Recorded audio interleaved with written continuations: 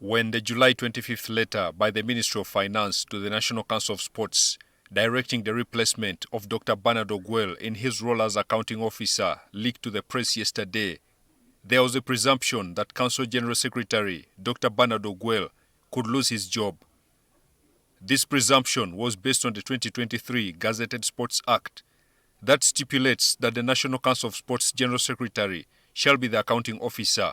However, city lawyer and sportsman Philip Munaaba says that might not exactly be the case. Dr. Ogwel seems to be stepping aside on the ongoing vote of finances. Much as Dr. Ogwel is still the General Secretary of National Council of Sports and also the accounting officer, the minister or the permanent Secretary of Finance is pushing for him to step aside on the current vote of finances. So what exactly is Ogwel's role as General Secretary at the National Council of Sports? The duties of the General Secretary of National Council are wider than the finances. That one we should understand. Like it starts with recognizing the sport, that it is a sport in Uganda, overseeing the activities of the different federations, among others. So it is broader than the finance aspect of it. In their letter, the Finance Ministry tasked the National Council of Sports to appoint a competent alternative to the accounting officer. It seems this might have to come down to technicalities of the law. We need to now understand what roles of accountability are in place.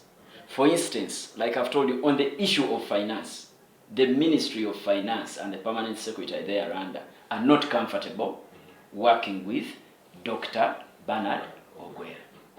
A name has already been proposed to handle that particular, if you read that letter, it's still to handle that particular vote. The Minister of Sports might get involved, and out of her intervention, you might find that Dr. Bernard is cleared of the investigations that were in the report. Ogwel's woes stem from his tug of war regarding sports federations and their composition. He has been accused of financial mismanagement, while other federations outright claim he doesn't give them their money.